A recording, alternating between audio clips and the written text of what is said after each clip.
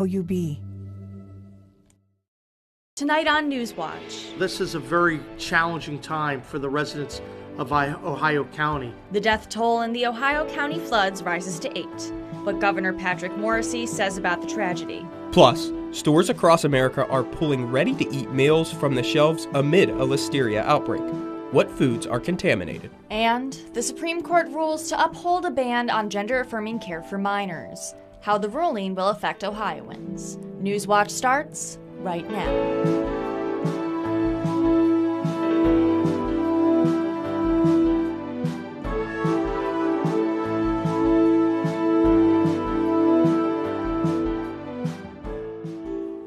Good evening, I'm Megan Acker. And I'm Joshua Herner. Welcome to Newswatch. The death toll in the West Virginia floods has risen to 8, and at least one person remains missing. West Virginia Governor Patrick Morrisey said that he was given the news of the 8th death before his press briefing. A man was found in the Ohio River in South Wheeling today. The name and details of the man have not yet been released and will not be released until the family is notified. Governor Morrisey says that despite today's tragic news, the search must continue. The search and rescue continues.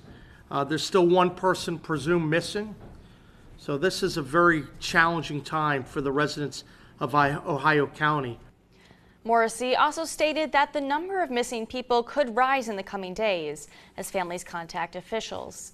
Morrisey says that he has been in talks with President Trump about FEMA and said that Trump cared deeply about West Virginia. For the latest on local flooding, we're going to hand it over to forecaster Steve Nedlick. Yeah, guys, we've had rain all around our area, but for us today, other than that morning rain, we've stayed pretty clear. Now, we have been around about 86, 87 degrees, but we have a lot of humidity, and that's allowed for our heat index or our real feel to be in the mid to upper 90s today, so it's been a hot one. Now, we're in an area of low pressure, which has allowed all this heat and humidity to sort of rise into the atmosphere, and that has created a lot of these scattered showers that we've been seeing. Now, off to our west, we do have some severe thunderstorm watches, not warnings, watches. So we'll be watching that as the night goes on because these storms could come into our area. Again, as for the night, we'll drop into the upper 60s or low 70s, so not much relief from some of this heat. But then as we look into tomorrow, we have that rain moving out of our area, and then we're going to get some clearing tomorrow night, and then we get a bit of a heat wave, or not a bit, a major heat wave moving into our area as the weekend shows up. And as the first wave of summer heat settles into the region this weekend, a program to help those with low incomes weather the high temperatures says it's scaling back. Gallia Meg's Community Action says it won't be providing fans or air conditioners this year as part of the summer crisis program. According to Executive Director Laura Rawson, they'll be focusing on assisting people having trouble paying their electric bill. The program gets support from the State Department of Development, but funding is significantly less this year. Rawson also says this is the first time since she joined the program in 2019 that they are not able to help people get their fans or air conditioners.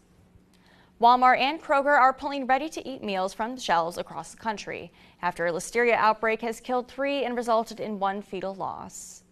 Market-Side's grilled chicken Alfredo with fettuccine sold in both 12.3 and 32.8 ounce packaging, as well as Home Chef's Heat and Eat chicken fettuccine Alfredo sold in 12.5 ounce tray packaging have been recalled.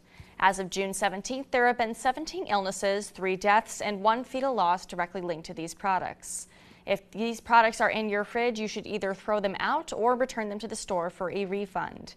If you are experiencing symptoms of listeria, such as fever, muscle aches, or headaches after eating these products, please consult a healthcare professional immediately. A former Nelsonville clerk has been indicted on charges for allegedly stealing city funds. Jessica Mount faces 1 felony charge and 2 misdemeanor charges. According to the state auditor's office, the state's special investigation unit found receipts for cash payments signed by Mount, but no record those funds were deposited into a city bank account. Mount served in the clerical role for the Nelsonville Police Department and the Mayor's Court from November 2021 to December of 22. The auditor's office says they received a complaint about the potential theft in April 2023. Mount's arraignment is scheduled in Athens County Court of Common Pleas on July 9th. The Nelsonville Fire Department is asking for your help with locating stolen equipment. Last night, while fire crews were clearing a downed tree, individuals walked into a fire engine and stole a Milwaukee M18 9-inch cutoff saw, according to a Facebook post by the Nelsonville Fire Department. Both the Nelsonville Police Department and the Nelsonville Division of Fire are urging people to call the number on your screen if you have any information regarding the theft. A bike path in Athens is closing after a vehicle fire. The Hockhocking Adena Bikeway will be closed tomorrow for a cleanup after a stolen vehicle caught fire on Saturday morning. The bike path will be closed near mile 6.5 between Armitage Road and the Plains. The City of Athens says to be on the lookout for motorized vehicles and equipment entering and exiting the bikeway at the Armitage and Eclipse intersections. The Supreme Court votes to uphold a Tennessee law aimed at restricting gender-affirming care for minors. Chief Justice John Roberts stated that the law does not show a form of sex discrimination that would violate the 14th Amendment. The court ruled 6-3 in favor of upholding the Tennessee law, which has similar language to an Ohio law. Ohio is one of 25 states that have enacted laws to ban gender transition surgery, puberty blockers, and hormone therapy for people under the age of 19. Tennessee Attorney General Jonathan Skrmetti called the ruling a win for, quote, common sense over judicial activism. Many are calling the ruling a major setback for transgender rights. The Federal Reserve holds interest rates steady even as President Trump takes aim at the independent central bank. Karen Kafa is in Washington with the latest. The Federal Reserve Wednesday afternoon holding interest rates steady and indicating that they want to see how tariffs impact the overall U.S. economy before making any moves. This as President Trump ramps up pressure on the Fed to cut rates. The Federal Reserve continuing their cautious approach to interest rates. We believe that the current stance of monetary policy leaves us well positioned to respond in a timely way to potential economic developments. The announcement just hours after President Donald Trump called Fed Chairman Jerome Powell stupid and criticized the independent central bank for its hesitation to cut rates. Am I allowed to appoint myself at the Fed? I do a much better job than these people. Trump believes a rate cut would help borrowers save on interest and spur them to spend in other areas of the economy. But the Fed sees too much uncertainty, driven in part by Trump's tariffs, his spending bill, and the conflict in the Middle East. There's the potential for inflation to move higher. With all the uncertainty about tariffs and what impact that might have in the months ahead, it's like waiting for the other shoe to drop. Greg McBride, chief financial analyst for Bankrate, says the steady U.S. labor market gives the Fed the luxury of time. We want interest rates to come down because the inflation pressures are receding and the Fed can take the foot off the brake pedal a little bit. We don't want interest rates to come down because the economy is sputtering and it needs the stimulus of lower interest rates. For the meantime, rates will stay elevated, meaning higher borrowing costs for consumers everywhere from credit cards to auto loans to mortgages. But McBride says the flip side is higher interest earnings on savings accounts. The Fed may have further clarity by the time they meet again at the end of July. That will be after the July 9th deadline that the Trump White House has set for dozens of countries to negotiate trade deals to avoid potentially higher tariffs. In Washington, I'm Karen Kafa. 2 brand new American flags are now flying over the White House. President Trump, out of his own pockets, paid for the 88-foot tall poles to be constructed on the north and south lawn of the White House. The flagpoles were installed earlier today. Each flagpole cost about $50,000. Trump said the flags in those locations were needed for 200 years, says that these flags are a gift from him, and that he hopes the flags stay for, quote, years to come. The 988 Suicide Prevention and Crisis Line is shutting down its dedicated support line for LGBTQ plus youth. The Department of Health and Human Services says that the general 988 service will still be available for anyone experiencing a crisis. The specialized option for LGBTQ plus support was offered soon after the launch of the 988 Lifeline in 2022. The option prompts callers to press 3 to connect callers with trained counselors. Over the last 3 years, nearly 1.3 million calls or texts were routed to the LGBTQ plus line. President Trump is growing increasingly warm to the idea of using U.S. military assets to strike Iranian nuclear facilities as the Israel-Iran conflict escalates. Brian Abel is at the White House with more. The president, at the same time as he is warming to the idea of military action, is souring to the idea of a diplomatic solution to bring an end to the conflict between Iran and Israel. On the South Lawn here at the White House today, the president said, quote, "It's very late for Iran to start negotiating," though he also said it's not too late when it comes to a diplomatic solution. The president is getting influence seemingly from every angle here. You first have Israeli Prime Minister Benjamin Netanyahu looking for the U.S. to join him beyond just defensive measures over the skies of Israel. Then you have Congress, specifically GOP hawks like Senators Ted Cruz and Lindsey Graham, also inviting the president into the fray. Graham, in a private call with President Trump Monday, urged him to go, quote, all in to end Iran's nuclear program. Conversely, you have many in the MAGA movement, the strongest group of President Trump supporters, voicing their concerns of getting involved in another overseas conflict. The president campaigning off the concept of pulling the United States back from global conflicts. And that leads to that other angle influencing the president, public sentiment. There's a Maryland poll out that asks Americans if they prefer the U.S. to take military action or negotiate an agreement to limit the risk of Iran making nuclear arms. The overwhelming majority who participated in that poll, 69%, said they prefer to negotiate an agreement, to just 14% preferring military action. Despite that sentiment, the president already moving pieces into place to join in. The president saying this today. I may do it, I may not do it. I mean, nobody knows what I'm going to do. I can tell you this, that Iran's got a lot of trouble, and they want to negotiate. So after President Trump convened his national security team here in the Situation Room at the White House on Tuesday, no decision has been made yet. Either way, U.S. officials and now the president saying everything, including a diplomatic solution, is still on the table. At the White House, Brian Abel reporting. The Food and Drug Administration approves a twice-a-year injectable drug that prevents HIV. The drug is called lenacapavir and was created by manufacturing company Gilead. It will be marketed under the name Yes2Go. Experts say Yes2Go is very promising because the twice-a-year injection is much more convenient than daily pills.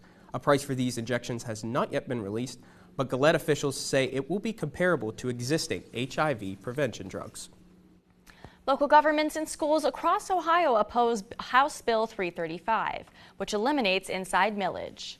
Researchers say that if the bill passes, both local governments and schools can lose a combined $3.5 million in property taxes. The bill can also force up to 20,000 teaching positions to be cut, which is a fifth of Ohio's teaching workforce. The first formal hearing for House Bill 335 was earlier today, and around 24 groups were invited to testify. Coming up, crop production could be cut in half globally by the year 2100. Experts saying global warming is to blame. And new home building has hit a 5-year low, what the reasons for the shortage and what this means for homeowners. Rain is in the area. Find out what that means for your evening plans next. There are secrets buried in time. Until now. Walk in the footsteps of long-lost giants as their hidden world comes to life. Tonight at 8 on WOUB.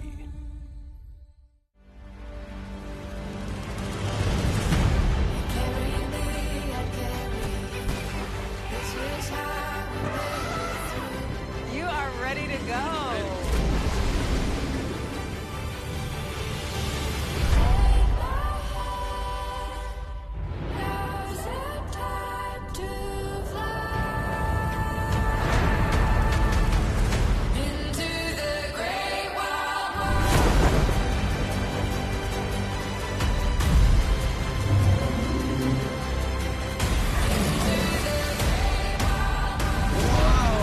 Did you get that? That is incredible. We are a part of a revolution. That, for me, is so exciting.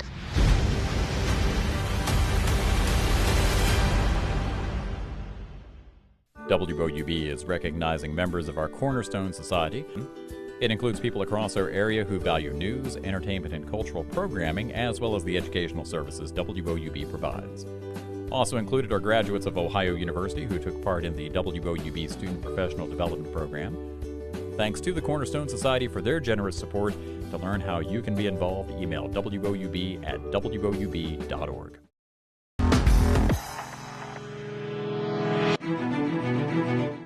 We're still dealing with all these hot, muggy conditions outside. Right now we're at 86 degrees, and again, all that humidity, 57%, and that really high dew point of 69 degrees is really making it a warm one out there. Taking a look at our satellite, we're seeing a big clearing in our area that has allowed for our region to get a lot of sunshine. And what that has done is it has actually heated up our surrounding areas. So if we look at Wilmington, Dayton, we're seeing 84, 85, but we're even at 86. So this has pumped up our temperatures today to what they wouldn't have normally been if we had a lot of clouds. So this has allowed for some rain to move into our area and kind of popcorn up. But what we're going to be watching as we head later into the night is a line of thunderstorms that could be arriving around 10, 11 p.m. And that is why we have a severe thunderstorm watch out for a decent amount of southern Ohio. It's just because we have all these ingredients working together. And it is going to allow us to get a decent amount of rain, but it also won't allow us to drop off in terms of temperature very much. So it's going to be an uncomfortable night, even if this rain does miss us. For right now, Athens is out of the watch area, but again, parts of southern Ohio are still under that watch. Taking a look at tomorrow morning, this is when it starts to get interesting. We have a little bit of it's based on time. When this cold front moves through our area is based on how severe our weather gets tomorrow. We're going to be facing some thunderstorm threats tomorrow, but it all is based on when this cold front moves through our area. Now, as of right now, it says it's going to move through at about 6 or 7 o'clock, which doesn't look too good for us because it's going to allow, again, for a lot of that heating to occur in our area. So it's going to be a similar setup to today, but we do have that threat with the cold front moving through. That'll drive even more storms than today. Tomorrow, with that cold front, it's going to be 80 degrees, but that, again, could jump up with some of that sunshine that we're going to feel, but that overnight low is going to be a little bit lower for us, so it's going to be a little more comfortable. 57 degrees, you might be able to have your windows open and not just turn the fan on and close the windows. Looking into Friday morning, this is when it gets really, really interesting. This high pressure is going to start pushing this cold front out, and that's when we're going to start to see this heat up occur, this heat wave start. But Friday won't be too bad because we're still getting a lot of wind coming down from the north, and that's going to keep all that moisture down in the south, so we won't heat up too much. But again, later into Friday, it starts to really set up that heat dome that they call it, and that's really going to start allowing our skies to clear out, and that's when we're going to start pulling the moisture up from the south, and that's what's going to create these really high temperatures that we're watching heading into Saturday, Sunday. And so taking a look at the 7-day is when we really start to see these numbers jump up. Saturday, 91. But when you really have to take a look at these is the heat index. With all that humidity, we're going to see heat indexes in the triple digits. So look out for a heat advisory mainly on Sunday through Monday and Tuesday because these values are going to get way up there. So make sure if you're working outside this weekend or at the start of next week, wear light, flowy clothing and bring some water with you. Absolutely, Steve. Now, thinking about these showers again, I mean, looking at that flooding over in West Virginia, that's not too far from us. Do we have to worry about any flooding here? It's all based on when this front moves through and how stabilized it stays, because if it breaks apart, we should be good. But areas that get multiple rounds of rain could be on the hook for some flash flooding. And Steve, looking into this weekend, we see all the heat going into next week. Are we under any kind of advisory or warning with that as well? Not yet, but we should be on the lookout for that starting about Sunday. Yeah, thank you, Steve. And you just heard it from Steve, there's a major heat wave on the way. According to the National Weather Service, more than 15 million people on the East Coast will be facing a level 3 or 4 heat risk next week. Many places will see temperatures in the low to mid 90s, but once you add in the humidity, some places will experience a heat index over 100 degrees. A heat dome is expected to expand this weekend and cover parts of the southern plains, the Midwest, Mid-Atlantic, and Northeast. Forecasters say that more than 100 daily temperature records could be broken Monday and Tuesday. It's a time of year when children are outside a lot, but the rising temperatures can put them at risk. In today's Health Minute, Mandy Gaither has tips on how to help parents keep kids safe from heat-related illnesses. As the temperatures rise, so does the risk of getting really sick from the hot sun. It's hard for your body to actually sweat out that heat and to get rid of it. So you're at much higher risk of heat-related problems. Dr. Ashley Brulette with Children's Healthcare of Atlanta says this time of year it's especially important to keep kids hydrated before, during, and after activities. She says if they're outside for under an hour, make sure they're drinking plenty of water. But if they're spending more than 60 minutes outdoors, she suggests supplementing with a sports drink. And then also being mindful of what time of day we're doing activities. So doing things earlier in the morning, later at night, having shady breaks, things like that are going to be really important for monitoring long term. If your child is an athlete, Brulette says to gradually introduce heat before outdoor practice to allow the body to acclimate to it, and be mindful of equipment and clothing that they're wearing. Not overdressing, light layers, light colors, things like that will be helpful. Knowing signs of heat-related illnesses is also important. The most severe sickness from the sun is heat stroke. Symptoms include confusion, irrational behavior, drowsiness, nausea, vomiting, and a high temperature of 104 degrees and above. For Health Minute, I'm Mandy Gaither. Many Americans are starting to question how their own finances will fare in the coming months. According to a TransUnion Q2 Consumer Pulse survey, most respondents said they feel optimistic about their current situation, but 81% admitted they are concerned about inflation, and more than half say they are worried about a potential recession. A slight majority of U.S. consumers say they've cut back on discretionary spending over the last 3 months, and roughly a quarter have boosted their emergency savings. Higher global temperatures could crush food crops worldwide over the next few decades. Researchers say the overall food system could fall 50% by the end of the century, according to an 8-year study published in the journal Nature. Scientists studied 6 crops, including corn, rice, and wheat. They found that for every 1 degree Celsius the world warms above pre-industrial levels, global food production drops by roughly 120 calories per person daily. Researchers say global warming will greatly affect the U.S. in particular, where crop yields for most crops, aside from rice, are expected to be reduced by at least 40%. New data shows construction of new homes fell to a 5-year low in May.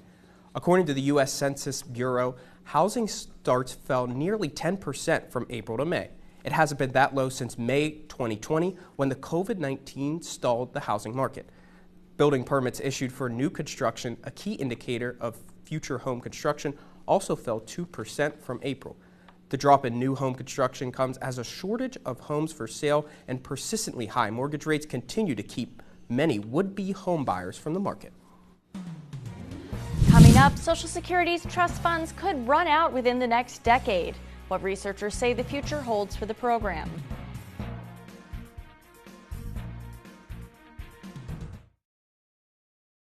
This is starting to look like a murder inquiry. I need you to trust me again. We have to assume the cases may be linked in some way. Solving crimes isn't like solving puzzles. It's too unpredictable. I can't. All right. Stress may trigger burnout. Are you feeling overwhelmed? I'm just very disappointed, Patience. Stay where you are!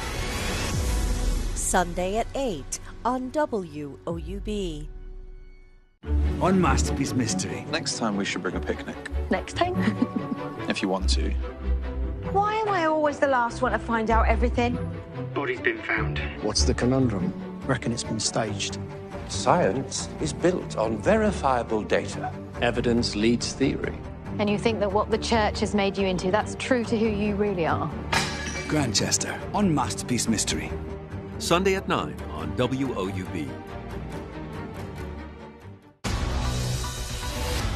You only live once, but if you do it right, once is enough.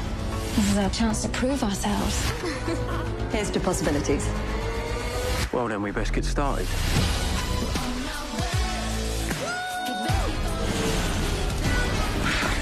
There's much about me that you don't know. You're persistent, I'll give you that. You have been busy. Justice never sleeps. Every time I see you, there are more of you, and we're even more successful. You are many things. You're not boring. Let's not get carried away. We are going to do this together. I'm really impressed. We're looking for 3 tons of gold. It's murder. We have a match. Probably just coincidence. Nope.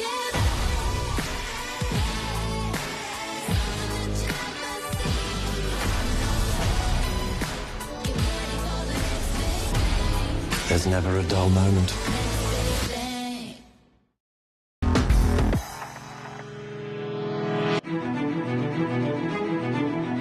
Social Security will not be able to fully pay out monthly benefits in less than 10 years if Congress doesn't take action, according to an annual report released Wednesday by the agency's trustees. It finds the combined Social Security trust funds are expected to run dry in 2034, 1 year earlier than previously forecasted. If that happens, revenue from payroll tax and other sources would only be able to cover 81% of benefits to recipients. It's predicted the program will lose its ability to fully cover Part A benefits by 2033. Fewer Americans are applying for unemployment benefits amid uncertainties caused by President Trump's trade policies. 245,000 Americans applied for unemployment benefits last week, down 5,000 from the week before. Despite the drop in applications, the 4-week average of claims rose to 245,500, which is the highest number of claims recorded since August 2023. Economists say that this surge in claims in recent years is worrisome because by historical standards, unemployment rates remain low. Still ahead, a new Stanley Cup champion has been crowned.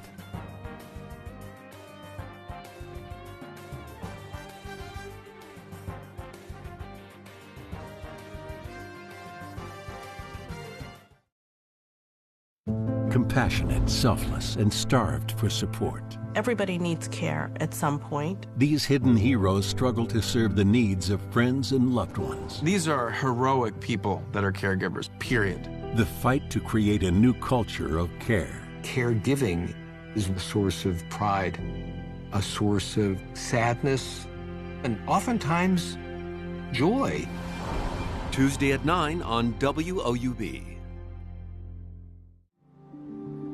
Up against one of the most powerful companies on the planet, a group of Amazon workers fight to unionize.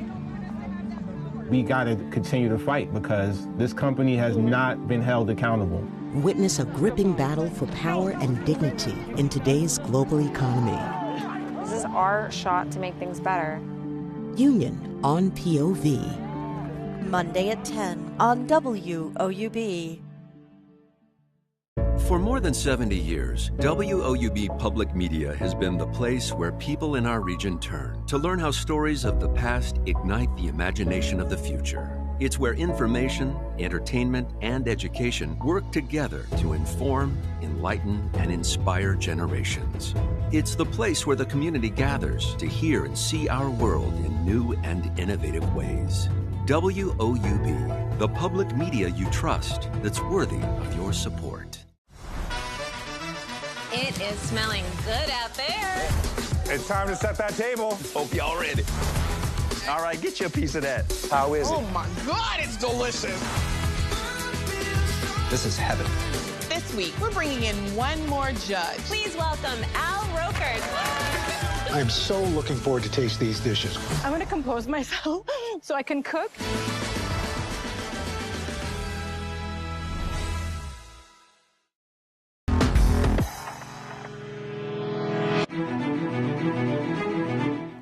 For the second year in a row, the Florida Panthers are Stanley Cup champions. The Panthers' trio of veteran centers were the difference throughout the series. Brad Marchand and Sam Bennett were heroes in earlier games, but Tuesday was all of Sam Reinhart's night.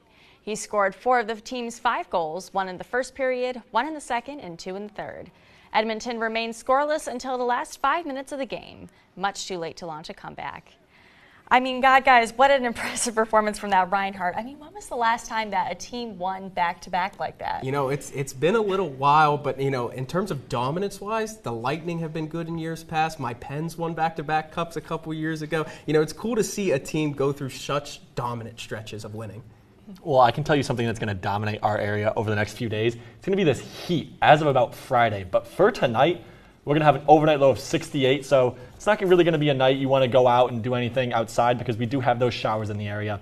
But then when we move in to the weekend and the beginning of next week, that heat wave starts, that heat dome sets up, so we're going to be monitoring that really closely. That's all we have for you folks tonight. For Steve Nedlick, I'm Megan Acker. And I'm Joshua Herner. Stay tuned for the PBS NewsHour coming up next. Have a great night.